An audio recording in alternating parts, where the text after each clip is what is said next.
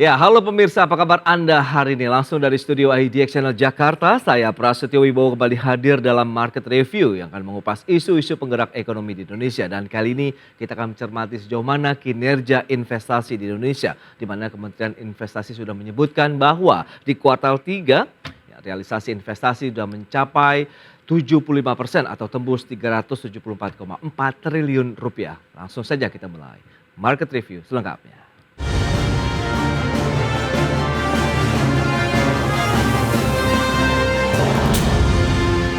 Ya, pemirsa, realisasi investasi di sepanjang kuartal 3 tahun 2023 telah mencapai 374,4 triliun rupiah, tumbuh 21,6% secara tahunan. Dan realisasi investasi ini telah mencapai 75% dari target 1.400 triliun hingga akhir tahun 2023.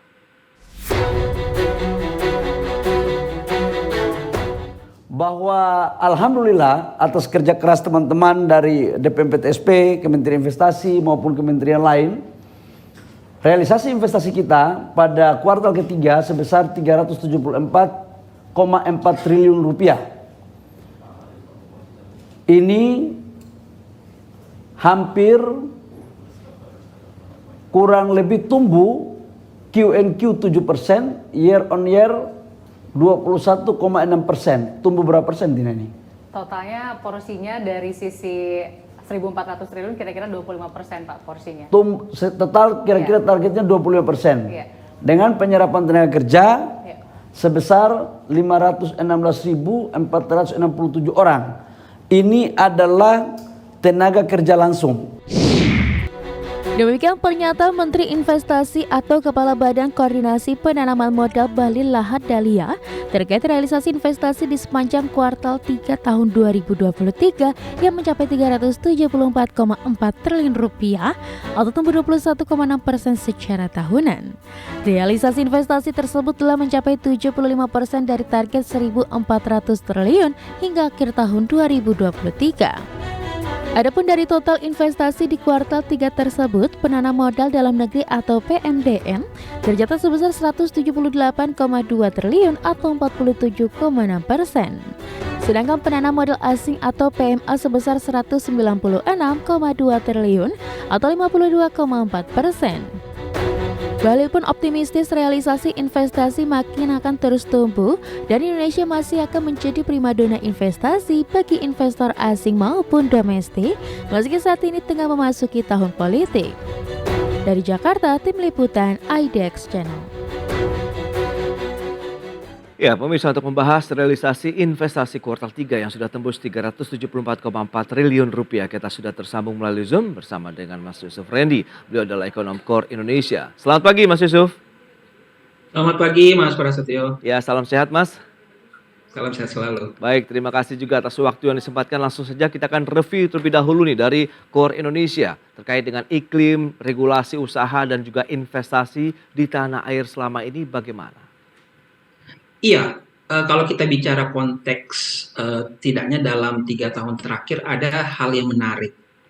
Karena kita tahu dalam 3 tahun terakhir ini Indonesia bersama negara-negara lain itu terdampak dengan pandemi. Namun kalau kita lihat dari realisasi investasinya itu telah mencapai target ya, artinya dalam 2 tahun terakhir ke belakang itu mencapai target. Sehingga kalau berangkat dari sana sebenarnya kita bisa menyimpulkan bahwa kondisi pandemi kemarin itu relatif tidak mempengaruhi minat investor untuk berinvestasi di Indonesia gitu ya, karena nilainya mencapai target dan pertumbuhannya saya kira relatif signifikan. Dan kenapa kemudian di periode tersebut investor tetap menunjukkan minat untuk berinvestasi di Indonesia? Saya kira itu juga tidak terlepas dari tataran regulasi maupun iklim investasi yang dinilai investor itu sesuai dengan appetite mereka gitu ya, sesuai dengan selera mereka. Dan hal ini juga dikonfirmasi dari beberapa pos atau sektor yang kurang lebih relatif sama dalam menyumbang 5 besar investasi ya, baik itu investasi asing maupun investasi dari dalam negeri. Jadi kalau berangkat dari realisasi investasi yang setidaknya mencapai target dalam 2 tahun terakhir ini dan pertumbuhannya yang juga relatif baik di tengah kondisi pandemi maupun kondisi geopolitik ya yang kerap kali menjadi penyumbang eh, ketidakpastian dalam perekonomian dan juga investasi. Saya kira ini menunjukkan bahwa secara fundamental sebenarnya investor menilai perekonomian Indonesia relatif cukup prospektif. Makanya mereka kemudian meningkatkan nilai investasi mereka ke Indonesia itu sendiri. Baik, itu dia beberapa faktor ya yang memicu Indonesia nampaknya masih menjadi primadona investasi nih bagi investor asing khususnya. Dan kita tahu Kementerian Investasi BKPM tadi sudah disampaikan mencatat realisasi investasi di kuartal 3 tahun ini sudah sentuh 374,4 triliun atau tumbuhnya 21,6% secara tahunan ini. Menurut Anda, Mas Yusuf, apakah sudah sesuai juga dengan ekspektasi dari ekonom, pelaku pasar maupun juga pemerintah sendiri?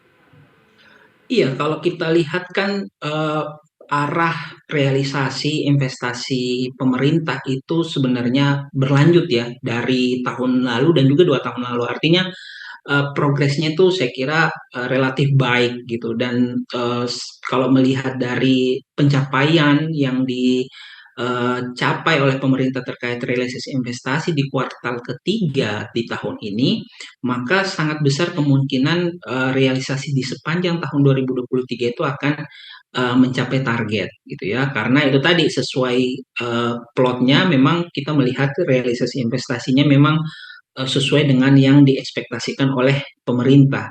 Dan saya kira sekali lagi ini merupakan sebuah kejutan juga karena kita tahu bahwa terutama di 2 tahun terakhir ini kondisi perekonomian global itu relatif meningkat ketidakpastiannya dan kita tahu sendiri bahwa ketidakpastian merupakan hal yang sebenarnya dihindari oleh investor sehingga saya katakan bahwa investor menilai meskipun kondisi atau iklim investasi global saat ini dipenuhi dengan ketidakpastian akibat dari konflik geopolitik, tetapi di saat yang bersamaan investor menilai ketidakpastian itu dampak ke Indonesia relatif lebih sedikit. Makanya saya kira ini kemudian menjadi penyebab realisasi investasi itu sesuai path-nya ya, artinya pertumbuhannya saya kira berada pada kisaran yang emang ingin disasar oleh pemerintah dan itu merupakan hal yang baik mengingat saat ini kan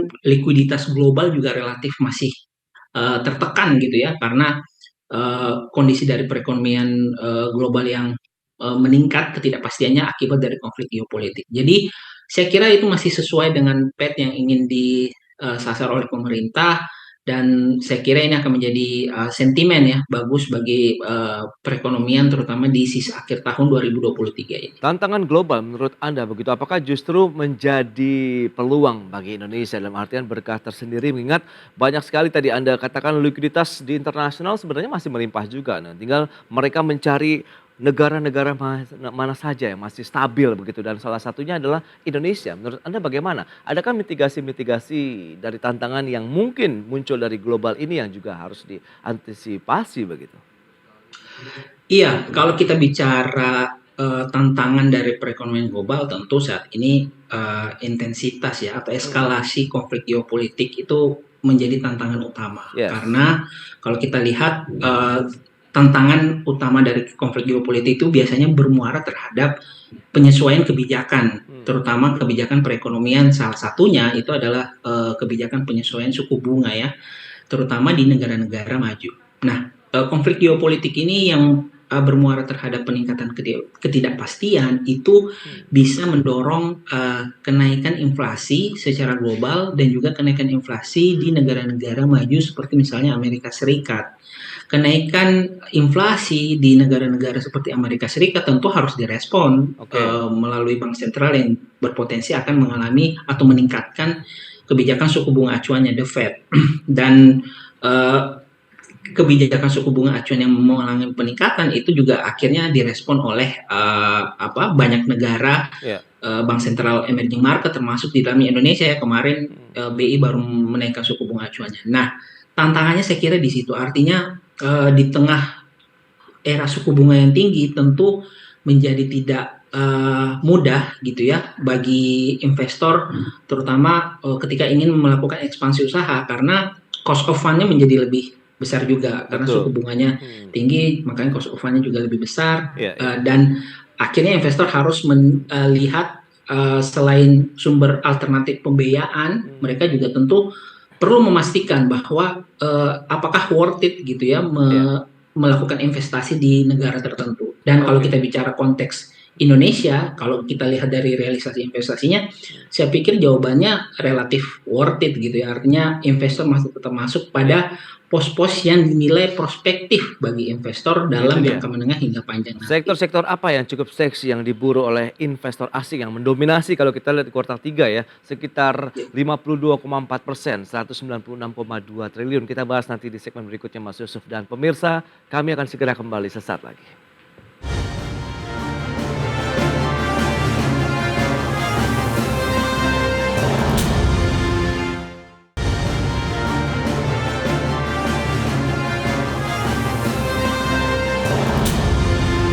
Ya, terima kasih Anda masih bergabung bersama kami dalam Market Review. Pemirsa, berikut ini kami sampaikan sejumlah data untuk Anda terkait dengan realisasi investasi dari Januari sampai dengan September 2023.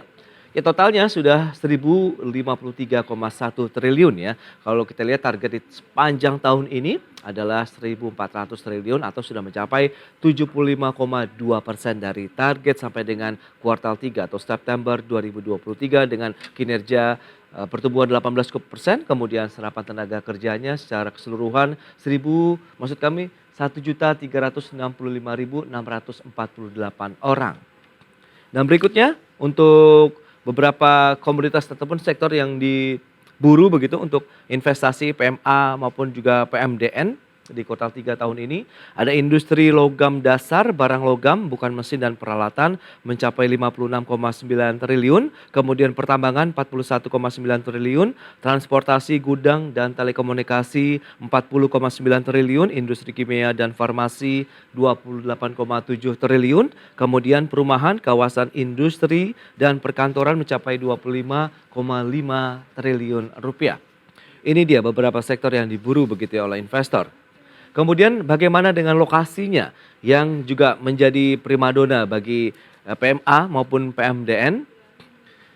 DKI Jakarta nampaknya masih menempati posisi pertama pemirsa mencapai 50,9 triliun, kemudian Jawa Barat 49,5 triliun, kemudian juga ada Jawa Timur, kemudian Banten dan Maluku Utara.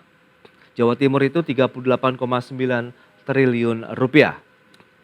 Baik, berikutnya negara asal dari penanam modal asing atau PMA di kuartal 3 tahun ini, Singapura menempati posisi pertama senilai 4,4 miliar dolar Amerika, kemudian China 1,8 miliar dolar, Hong Kong 1,7 miliar dolar, Jepang 1,3 miliar dolar dan Malaysia 0,9 miliar dolar Amerika. Ya, kita akan lanjutkan kembali perbincangan bersama dengan Mas Yusuf Ren di Ekonom Core Indonesia. Ya, Mas Yusuf, kita akan lanjutkan kembali, tadi sempat tertunda. Ini bicara mengenai komposisi dari PMA yang mendominasi dibandingkan dengan PMDN. 52,4% begitu dibandingkan dengan yang investasi domestik 47,6%. Anda melihat bagaimana komposisi ini? Berarti memang asingkah yang masih menjadi andalan juga nih untuk menggerakkan sektor ataupun perekonomian nasional? Iya, saya kira sebenarnya wujud dari relatif masih besarnya ya proporsi investasi asing bisa kita juga artikan sebagai representasi percayanya asingnya sekali lagi terhadap kondisi perekonomian ataupun prospek investasi dalam jangka menengah hingga panjang. Apalagi kalau seandainya kita lihat dari sektornya tadi disebutkan ada pertambangan, kemudian juga logam dasar, kawasan industri. Ini adalah sektor yang sebenarnya juga menjadi penyumbang terbesar dalam realisasi investasi setidaknya dalam 2 tahun terakhir ini.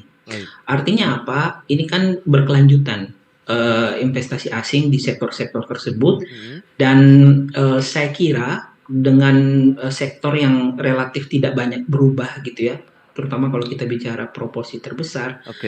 itu berarti horizon investasi dari investornya itu sekali lagi dia lebih ke jangka menengah hingga panjang. Jadi ini saya kira relatif kabar yang baik bagi pemerintah mengingat ini juga bisa kita katakan atau representasi sebagai upaya ataupun wujud dari relatif percayanya ya investor asing terhadap kondisi perekonomian kita. Nah, adapun untuk kondisi ataupun investasi domestik yang tadi kita lihat secara proporsi relatif masih lebih kecil, saya kira itu juga ada hubungannya dengan investor yang masih cenderung wait and see ya, karena kan kalau kita lihat untuk investor dari dalam negeri itu dia memang agak berubah secara tren atau pola dia sedikit berbeda dengan investasi asing. Jadi investor domestik itu relatif akan wait and see, terutama mungkin kalau kita kaitkan dengan konteks tahun politik gitu ya. Apakah kemudian tahun politik ini akan berdampak terhadap usaha mereka, kemudian bagaimana prospek setelah tahun politik itu selesai. Saya kira itu yang kemudian menjelaskan terkait proporsi investasi asing dan domestik. Baik, calon presiden begitu yang akan ikut kontestasi dari pemilu begitu ya. Di tahun depan sudah menetapkan calon wakil presidennya begitu. Menurut Anda bagaimana? Apakah tensinya akan semakin hangat begitu ke depan dan ini yang menjadi salah satu perhatian juga akhirnya bagi para investor tadi baik asing maupun yang domestik? Iya, jadi sebelum pasangan ini memilih ya atau menetapkan calon wakil presiden, sebenarnya sudah menghangat duluan Mas Pras. Jadi saya pikir investor punya penilaian jauh sebelum penetapan itu berlangsung. Kalau kita lihat kan pemetaan terkait siapa pasangan dengan siapa itu sudah didiskusikan sebelumnya. Jadi menurut saya investor sudah punya kecenderungan melihat analisis ketika misalnya satu calon itu terpilih. Apalagi kalau kita ikuti dua calon sebelumnya yaitu Pak Prabowo dan juga Pak Anies itu sudah mengeluarkan program kerjanya, visi misinya gitu.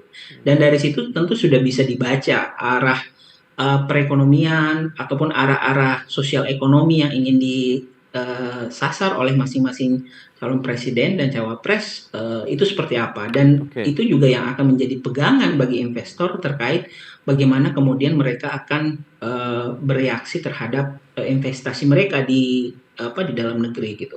Karena misalnya di salah satu di kedua dokumen terkait visi misi itu disebutkan bahwa hilirisasi masih akan menjadi pilihan gitu ya atau kebijakan yang akan dilakukan oleh terutama pasangan capres Pak Prabowo dan Pak Anies Baswedan gitu ya. Jadi saya kira ini yang kemudian tanda kutip melegakan gitu ya. Artinya hilirisasi masih akan dilakukan, dilanjutkan sehingga dari konteks investasi, terutama mungkin tadi disebutkan investasi terbesar itu di logam dasar, ini merupakan sesuatu hal yang berkelanjutan atau artinya akan berlanjut siapapun nanti yang terpilih terutama dari kedua calon presiden tersebut. Baik, kita lihat realisasi investasinya juga telah menyerap tenaga kerja yang cukup banyak begitu ya, 516.467 orang begitu ya di kuartal 3 dan secara keseluruhan sudah 1,3 juta orang di Januari sampai dengan September. Apakah ini juga akan terus berlanjut mengingat Anda katakan adalah investasi yang jangka menengah panjang. Sektor-sektornya kita akan bahas nanti di segmen berikutnya Mas Yusuf. Kita akan jeda kembali sebentar dan pemirsa tetaplah bersama kami.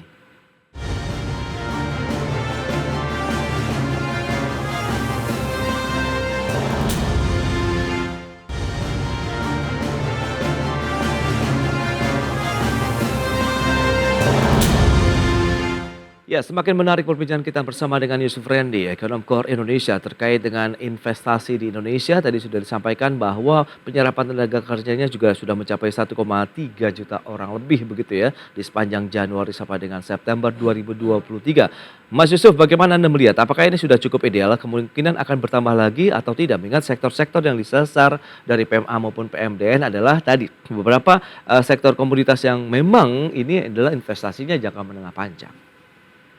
Iya, tentu pencapaian tersebut kita patut apresiasi, namun di saat yang bersamaan saya kira masih ada ruang untuk kemudian bisa ditingkatkan, terutama kalau kita bicara konteks penyerapan tenaga kerja. Angka itu tentu sangat baik dan signifikan. Nah, tetapi kalau kita bicara misalnya bagaimana peningkatan investasi ini juga bisa berdampak terhadap penyelesaian masalah sosial ekonomi di dalam negeri itu menjadi lebih baik. Misalnya kalau kita bicara masalah tenaga kerja yang di pandemi kemarin harus tanda kutip dirumahkan gitu ya, atau menganggur karena kondisi pandemi. Nah, kalau kita lihat dari data rilis BPS itu masih ada sekitar kalau saya tidak keliru 300 ribuan hingga 500 ribu tenaga kerja yang tanda kutip masih terdampak ya dari pandemi COVID-19 kemarin. Nah, seharusnya angka inilah yang kemudian menjadi semacam bahan evaluasi bagi pemerintah, bagaimana kemudian angka yang tadi disebutkan 1 juta itu bisa mengalami peningkatan kembali, sehingga orang-orang yang tanda kutip terdampak dirumahkan dari kondisi pandemi kemarin itu bisa kembali masuk ke angkatan kerja. Nah, di saat yang bersamaan kalau kita lihat juga tadi kan disebutkan sektor-sektor yang menyumbang investasi besar, dan relatif di antara sektor-sektor tersebut adalah sektor yang sifatnya itu formal gitu ya, dan itu relatif baik. Tetapi sekali lagi bagaimana kemudian mendorong sektor tersebut menyerap angka serapan angkatan kerja yang lebih besar, itu yang juga kemudian harus diharapkan gitu ya dari investasi ini. Mengingat kalau kita lihat angka persentase pekerja di sektor informal saat ini tuh relatif masih besar, dan kondisinya tuh relatif belum kembali seperti sebelum terjadinya pandemi. Nah, peningkatan investasi inilah yang kemudian bisa diharapkan untuk menyerap masyarakat yang tadinya bekerja di sektor informal masuk ke sektor formal, sehingga dalam jangka panjang itu peningkatan kesejahteraannya itu bisa diharapkan bisa meningkat. Seperti itu. Baik, memang pada saat kita ingin membangun suatu daerah ataupun ekonomi, pasti ada suatu lahan begitu yang beralih fungsi ya, misalnya menjadi kawasan ekonomi khusus, menjadi daerah industri. Nah, bagaimana kita menghindari friksi-friksi yang terjadi seperti Anda katakan, sosial ekonomi masyarakat juga tentu harus diperhatikan begitu, tidak jauh-jauhlah kasus Rempang kemarin begitu ini Mas Yusuf. Ya, saya kira kalau belajar dari kasus Rembang ada beberapa catatan penting ya yang perlu kita sampaikan. Yang pertama terkait perencanaan dari investasi itu sendiri. Apakah kemudian perencanaan sudah melibatkan aktor lokal atau stakeholder lokal yang kemudian juga akan diikutkan dalam proses investasi tersebut, gitu ya. Kemudian yang kedua, apakah sosialisasinya sudah dilakukan secara lebih masif, terutama bagi masyarakat secara luas. Gitu. Kan kalau seandainya kedua faktor itu setidaknya bisa dipenuhi, saya kira potensi friksi, konflik di lapangan terkait alih lahan itu bisa dikurangi secara bertahap. Intinya sebenarnya investasi itu tidak hanya sekedar kuantitas besarnya investasi, tetapi juga kualitasnya. Bagaimana kemudian investasi itu bisa menyerap angkatan kerja lokal, kemudian bisa memberikan efek multiplier yang lebih besar terhadap perekonomian lokal, itulah yang kemudian perlu diukur. Dan kita juga tahu kan sebenarnya sebelum ini investasi asing di beberapa kabupaten di Indonesia itu sudah dilakukan. Nah, saya kira saatnya juga pemerintah untuk melakukan evaluasi, evaluasi dampak lah seperti itu terkait bagaimana pencapaian dari kinerja investasi di kabupaten tersebut. Bagaimana kemudian investasi tersebut misalnya mengubah pola serapan tenaga kerja, berapa jumlah angkatan kerja di sekitar masyarakat lokal itu yang terserap. Bagaimana peningkatan kesejahteraannya dibandingkan gitu ya, misalnya sebelum dan sesudahnya kemudian di-treat dengan treat tertentu, saya kira itu akan menjadi lebih komplit gitu ya. Untuk mengatakan investasi itu memang berdampak terhadap masyarakat secara luas. Nah, Mas Yusuf, lantas bagaimana dengan payung hukum misalnya regulasi lain, Omnibus Law begitu, apakah memang bisa menjadi game changer juga nanti ke depannya? Masih akan menjadi salah satu payung hukum yang akan diandalkan? Ya, betul. Saya kira Omnibus Law ini memang menjadi salah satu regulasi sapu jagat gitu ya. Artinya yang ditunggu juga oleh investor karena memang beberapa poin di dalamnya itu mengakomodasi kepentingan tidak hanya investor tetapi juga pemerintah ya, terutama dalam konteks serapan tenaga kerja tadi. Tetapi juga perlu disampaikan tidak apa yang Omnibus Law ini tidak terlepas dari kritik juga, dan kita perlu sampaikan misalnya bagaimana Omnibus Law ini juga harus memperhatikan misalnya unsur keberlanjutan gitu Oke. ya, karena unsur keberlanjutan dari proyek investasi ini menjadi penting dan selaras dengan target pemerintah yang memang ingin mencapai sasaran-sasaran tertentu ya terkait isu keberlanjutan, misalnya tadi net zero emission gitu ya. Oke. Itu kan harus diselaraskan dengan aturan turunan atau aturan teknis dari Omnibus Law itu sendiri. Nah, ini yang kemudian menjadi tantangan bagaimana menyusun aturan teknis yang kemudian mengakomodir juga ya terkait tadi aspek keberlanjutan dari sebuah proyek investasi. Itu dia aturan-aturan pendukungnya di bawahnya nanti ya, itu yang akan dijadikan pedoman juga nih bagi pelaku pasar dan mungkin investor di dalam negeri maupun asing. Baik, Mas Yusuf, terima kasih banyak atas waktu dan sharing yang sudah Anda sampaikan terkait dengan realisasi investasi Indonesia di sepanjang kuartal 3 tahun 2023 ini. Selamat melanjutkan aktivitas Anda kembali. Salam sehat, Mas Yusuf. Sama-sama. Ya.